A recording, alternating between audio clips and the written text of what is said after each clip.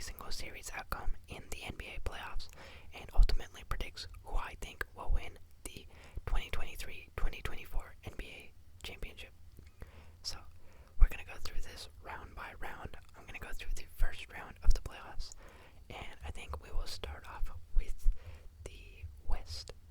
So if you are interested in creating a pick'em bracket yourself, you can do so. Brackets don't lock for another 3 days. They lock on Thursday. So even though the playoffs have begun, I think you have until tip-off of Game 3 to get your final picks in. And you can just go to the NBA website and type in like NBA Bracket Challenge, and you'll have this format that you can make your picks. So first up in the West, we have a matchup between the number 1 seeded Oklahoma City Thunder and the number 8 seeded New Orleans Pelicans. So this is a battle of two more inexperienced playoff teams. The Pelicans, they've made the playoffs, I think last year or 2 years ago. They do have a little less experience, I would say. You know, Brandon Ingram, he's been there sometimes. CJ McCollum, he knows what it's like to be in the playoffs. But the rest of the team, a little less so. Zion had never played in the playoffs prior to the play-in game, but unfortunately in that game, even though he dropped 40 points, he had to exit the game with some sort of leg strain. So that is very unfortunate. You know, the Pelicans not being able to play at full strength, it will make this series a little less competitive. I feel like, you know, with both teams being unexperienced, you can't have some random upsets. We almost saw in Game 1, even without Zion. The Pelicans were in it until the very last moment, but the Thunder were able to climb away with a victory. Due to the Zion injury, have the Thunder winning this series in 5 games. I think if Zion was healthy, I'd give the Pelicans maybe one more game, but I really do think that the Thunder are going to do away with these Pelicans fairly easily. And they didn't play very well in Game 1 at all, so if they play even like mediocre, like they played pretty bad, if they play mediocre, I think that the Pelicans are done for. After that, we have a matchup between the 4-seeded Los Angeles Clippers and the 5-seeded Dallas Mavericks. Now, this is yet another series where we have a big star who is injured, Kawhi Leonard, arguably the best player on the Clippers this season. He has been having knee inflammation issues that he's been dealing with in the last couple weeks. So he had to miss Game 1, and it is reported that he will also miss Game 2. I think he is on a day-to-day basis. I think by Game 3 they're hoping that he can suit up, but it is hard to know for sure. I think that this will be a very fun matchup. We've seen the Clippers and the Mavericks face off many times in the last few years. It's always been pretty entertaining. Both teams realistically could make a deep playoff run. I mean, like, the Clippers have an amazing roster, very deep, lots of, you know, star names, and just like scoring all around. I feel like they have a deep bench, whereas the Mavericks, one of the hottest teams to end the season, they went on a 8-1 run before they started resting. You have one of the NBA MVP candidates in Luka Doncic, and one of the best 1-2 combos we've ever seen in a backcourt with Luka and Kyrie, both playing phenomenally. So even though both of these teams are really good, one of them unfortunately has to get eliminated in the first round itself, and for that I have picked the Clippers to get bounced. I have the Mavericks winning this series in 7 games. I do think it'll be very close. It'll come all the way down to the end of it. But when it's all said and done, I think the Mavericks have just been playing their best basketball since the All-Star break. Those trades that they made really improved their team. They're pretty good defensively now. And I do think that even though the Clippers managed to escape in the first game with no Kawhi, not having Kawhi is going to ultimately hurt them. So hopefully he's able to suit up as soon as Game 3. But if not, that puts them at more jeopardy, especially when home court goes to the Mavericks in Games 3 and 4. So after that, we have the matchup between the 3rd seed in the West and the 6th seed in the West, which would be the Minnesota Timberwolves and the Phoenix Suns. This is very interesting, mostly because at the beginning of the year, you know, last year, you had Kevin Durant coming to the Phoenix Suns, and then they kind of blew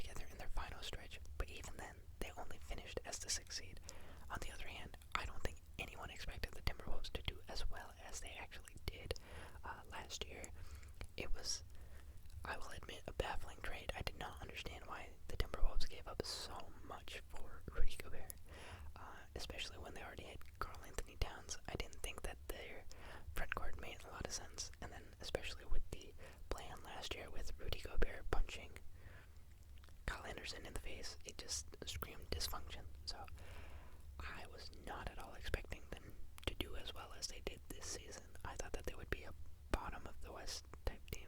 Not like bottom, but like play-in caliber, barely creeping into the playoffs. So they heavily exceeded my expectations, and now they're facing off against the Suns. But with what I've seen this season, the Timberwolves are the better team. I know that I saw some odds. I think maybe it was betting odds are just favored.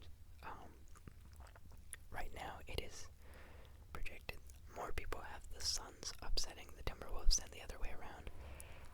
I don't agree with that. I do think that the T-Wolves, they've been playing good basketball.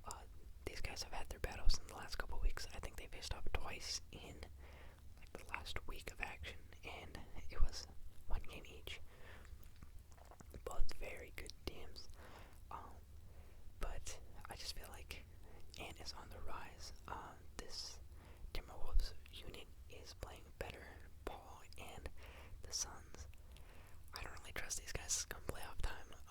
Devin Booker is solid, like he's a decent dude. What has Bradley Beal done in the playoffs? Nothing really. I've never heard of Bradley Beal making splashes or waves in the playoffs. Maybe I'm forgetting something, but I don't know. And then with Kevin Durant, phenomenal player, great guy. He has no postseason success really since leaving the Warriors. He did take the Bucks almost single-handedly to 7 games in that one series when he was on the Nets, and that was impressive. But last year, these guys crumbled and died in just the first round. I do think it's going to be not as pathetic, but I do think it's going to be a 7-game series, and the Timberwolves are going to walk away victorious. And then after that, we move into our fourth and final matchup in the Western Conference. It is the number 2 seeded Denver Nuggets facing off against the 7th seeded Los Angeles Lakers.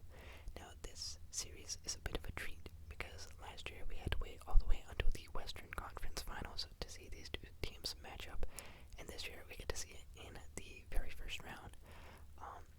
That being said, it was not, I mean, it was entertaining. It was an entertaining series, but it wasn't the most competitive in terms of final outcome, with Denver sweeping the Lakers at 4-0. Some of the games were pretty close, like within 10 points, but it doesn't change the fact that Los Angeles did not win a single game against them. And I think the Lakers have now lost 10 straight to the Nuggets. It is not looking good. I don't have them getting swept, but I do have the Nuggets repeating the same outcome last year. I have the Nuggets in 5. They're just a very good team. They're playing better this season. The Lakers, Darvin Ham is not that good of a coach. I feel like the Nuggets got it last year so easily, and they're not really playing much worse than last year. They were one of the best teams outside of the All-Star break as well. Even though the Lakers also did well, they did have some more questionable games, I feel like. And, you know, I think part of it is also age. You have LeBron and AD. Obviously, the rest of the roster isn't as young, but some of those guys, they're just a little bit too unpredictable. Like Rui and AD and D'Lo, they can all give you 30. They're all capable of it. But sometimes you need the stars to align for them to actually do it. I think D'Lo had a pretty bad game in Game 1. Obviously, LeBron and AD, they're going to do as much as they can, but the other guys, they need to step up.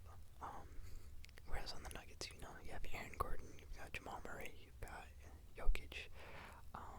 It's very hard for defenses to stop because the chemistry and just Jokic's intelligence is so hard to face on the court. And the Lakers don't have, in my opinion, another big to put on Jokic. Obviously, obviously you have AD, but when AD comes out of the game, you've got like Jackson Hayes. I feel like you need another big-bodied guy to like ruffle him up. So I think that the Lakers, they can still win game, but they're getting bounced.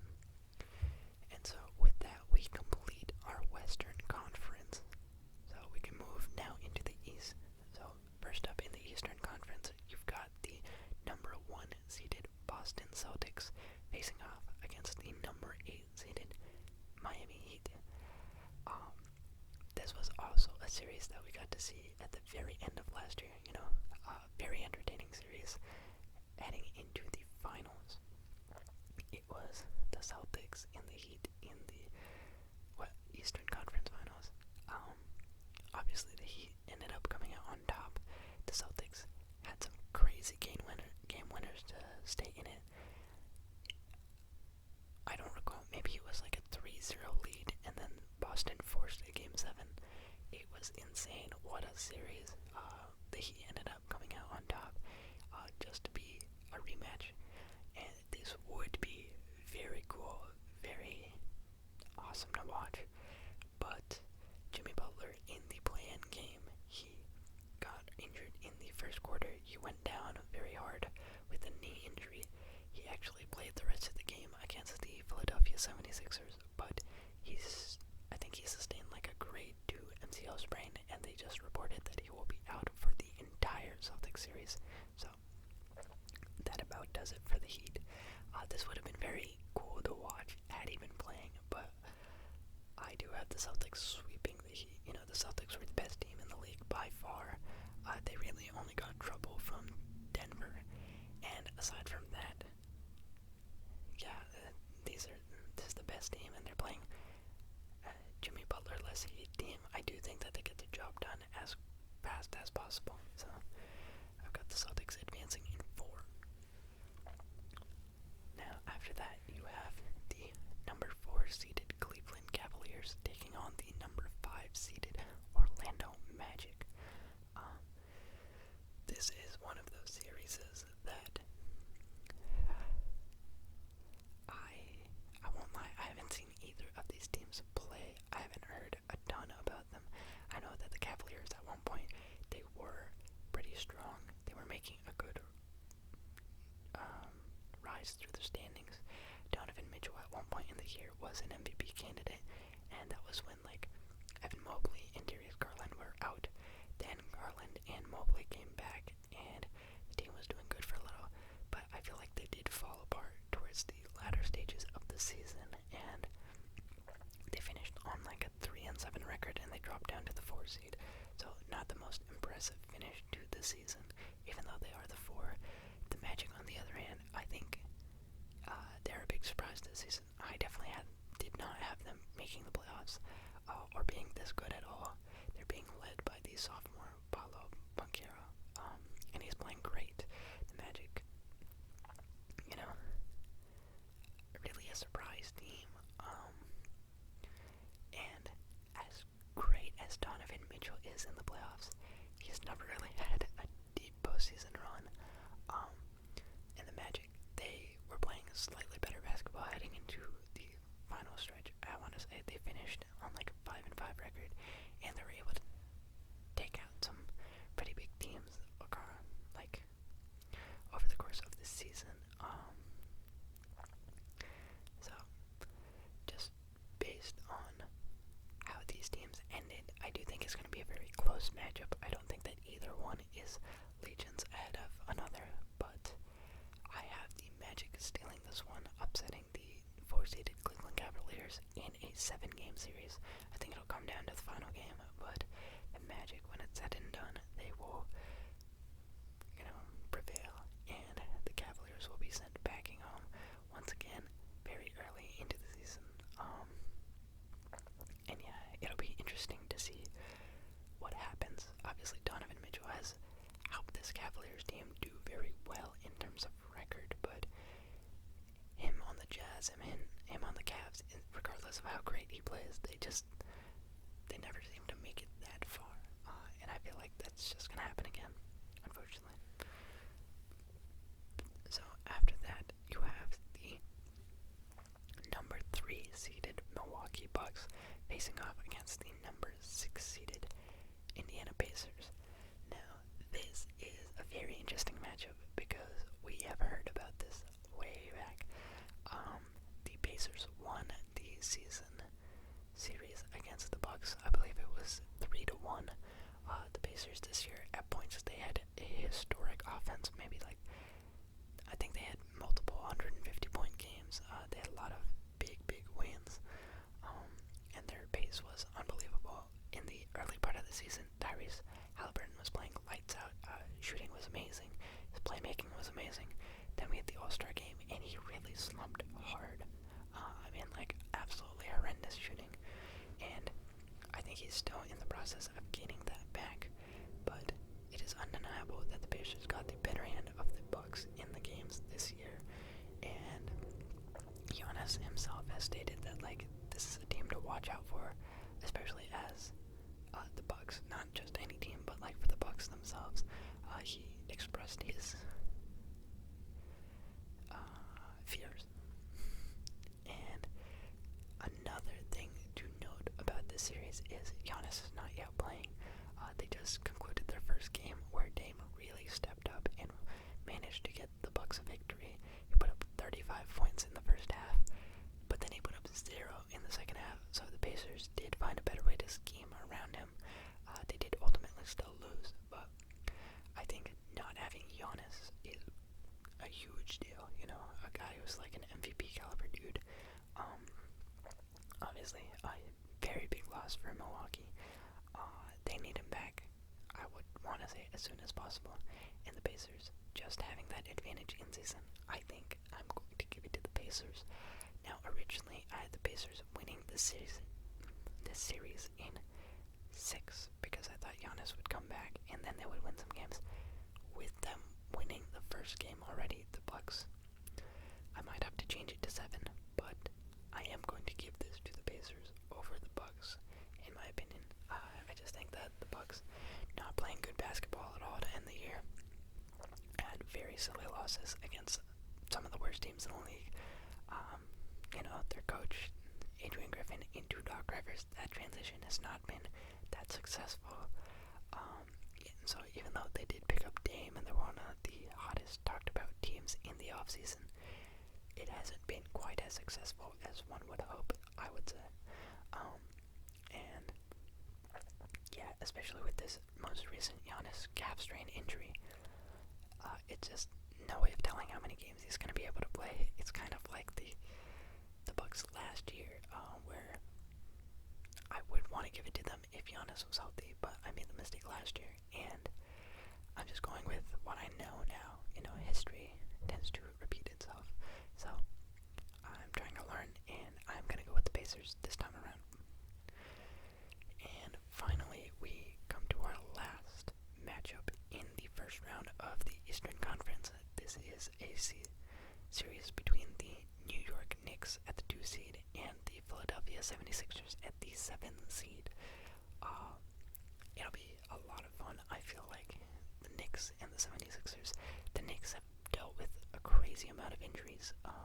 They've lost Julius Randle for the whole year. They had no OG for a while. I know that Brunson was down for a few games there. But yeah, they've had to deal with some pretty hefty injuries, and they had guys that are absolute warriors. These dudes are playing 45 minutes a game, 46 minutes a game. Coach Thibs is a madman, but they love it, and their team chemistry is phenomenal. Brunson putting up amazing numbers this year, and just the chemistry between him, DiVincenzo playing lights out, what a guy, and Josh Hart. They really represent the soul of this team. And then you've got OG that they picked up at the trade deadline. New York is looking good and dangerous. The 76ers, on the other hand, while they do have some nice pieces, like they picked up Kelly Oubre and they have Buddy Hield, overall, I don't know if I like their roster more than I did last year when they had Harden and they had PJ Tucker. Obviously, this year they have Nick Nurse, but Embiid coming off that injury, he is a little bit more fatigued, and though Maxey has taken a step up, I don't know if it's enough, because New York is really playing really, really good ball. And Jalen Brunson, I've seen him ball out in the playoffs and regular season. This guy is a beast. He's a dog. And, though the 76ers usually do make it to the second round, they never make it past. And with the injury this year, and them being the 7th seed, I just don't see them making it out of the first round. I think that New York is the better team, and that they will play better. And ultimately, I've got New York advancing in just 6 games. So, after that, we are going to move into the second round of the playoffs, which is the conference finals. So, in the West, based on my predictions in the first round, that would give us a matchup between the number 1 seeded Oklahoma City Thunder and the number 5 seeded Dallas Mavericks. Now, Luka, this is his 6th year in the league. He has had some postseason runs. He hasn't been able to string together probably the runs that he's been looking for, but now he has a lot of experience. Kyrie is obviously NBA vet, has had many deep postseason runs, and their team, I feel like they're built for the playoffs more so than the Thunder. The Thunder, obviously, an amazing season, finished as the 1 seed. Shea, maybe he'll win the MVP. This will be an amazing matchup regardless, just because you have 2 MVP candidates going off against each other. But personally, I cannot trust a young team in the playoffs like that. We've seen some teams try and do it, like the rookie Jason Tatum here when they almost went to the finals. But just realistically, we've seen teams like the Kings, the Grizzlies, and other young teams with young stars. They do really well in the regular season, and then they get into the post, and it's just very hard to immediately have that level of success. So I think that is going to be hard for the Thunder to continue into the second round with. I do think that they'll do a good job with the Pelicans, because the Pelicans don't really know what they're doing either. Whereas the Mavericks, they've been in the playoffs. They weren't last year, but they, under Luka, have been in the playoffs many times, and I think that he is just more hungry. So I have a feeling that the Mavericks will get the best of the Thunder in that series, and that they will advance in 6 games. And then on the other side of the Western Conference, you have the number 3 seeded Minnesota Timberwolves taking on the number 2 seeded Denver Nuggets. This one, I will say, out of any team in the West, I do think that the Timberwolves match up the best, just because in terms of who we've seen give Jokic the most trouble is like teams that have a lot of big-bodied guys. Like if you think back to the Lakers when they won it all, they had Dwight Howard, Anthony Davis, and JaVale McGee. So they just had a lot of dudes that could physically play against Jokic. They could put a body on him at all times. And the Timberwolves are kind of built like that. You have, what's his name? Rudy Gobert. You have Karl Anthony Towns, and you have Naz Reid. These are 3 very skilled centers. Okay, I don't know about Gobert being skilled, but these are 3 well-to-do centers. And, yeah, I think that could cause some problems, especially because the Timberwolves defense was pretty good this year. And then, obviously, you have Anthony Edwards, who is going to light it up. Up-and-coming star. He is very good. As good as Jamal Murray is, I do think that Ant is the second best player in this matchup, and it'll be hard. Like, I don't know who exactly you put on him, but the Nuggets are, in fact, a more experienced and put-together team, as nice as the Timberwolves are playing this year.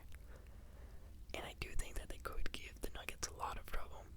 I think the Nuggets will still come out on top just because they've been here, they know what to do, and they're healthy. Health being the number 1 thing. When these guys are healthy, it's just very hard to stop them. They still have MPJ, they still have Jamal Murray, and they have Jokic. If all of these guys are up and running, along with Aaron Gordon, it's just like, it's hard to bet against them, and I'm not going to be the one to do it. Even though I do think that the Timberwolves could give them a run for their money, I still have the Nuggets winning it in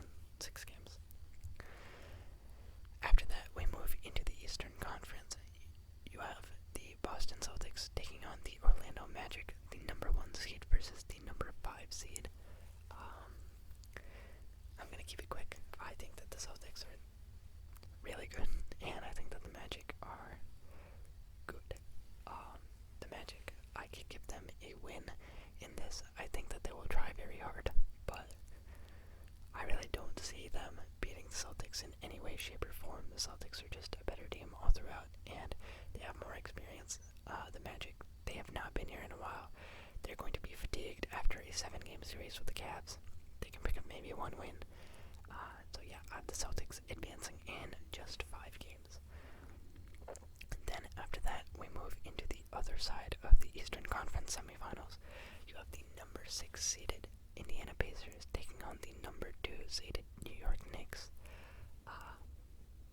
And once again, I think that the Knicks are a better team of these two. The Pacers, they are fast, but I don't think that they've had the same level of success against the Knicks. And the Knicks, the difference between the Knicks and all the other injured teams is the Knicks have been injured forever. Like, they got to this position having already suffered their injuries, whereas teams like the Pelicans and the Clippers and the Bucks, they're losing a main star right now, and that's a big deal because it's going to change their team dynamic. The Knicks, post All-Star break, like, they haven't had Julius Randle in forever, and they still finished as the number 2 seed. I think they're just more ready.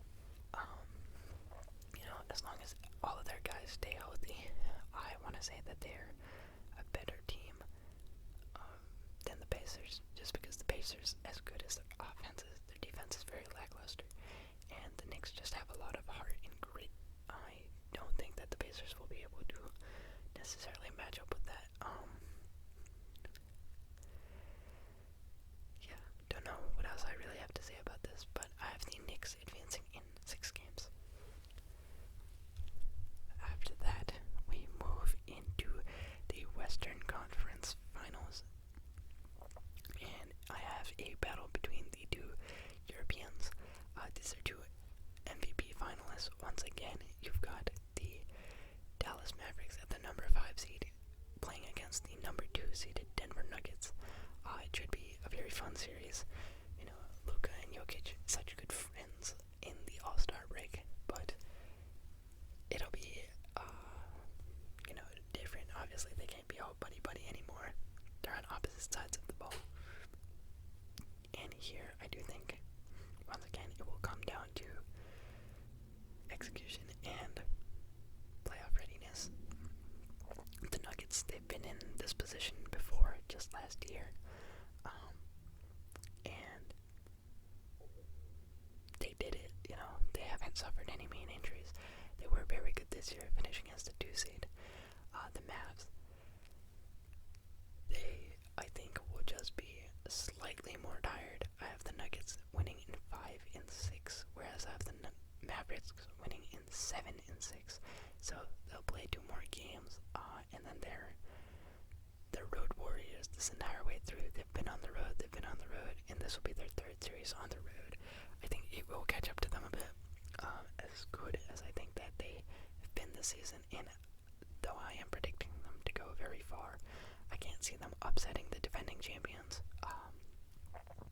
So I think they'll put up a good fight, but ultimately the Nuggets will walk away with victory in just 6 games. And then on the other side of things, we have the East. The Eastern Conference Finals, I have the Celtics, number 1 seeded Celtics, taking on the number 2 seeded New York Knicks. I think that this will be a very good series. I honestly think that this will be one of the best series in the playoffs if it manages to occur.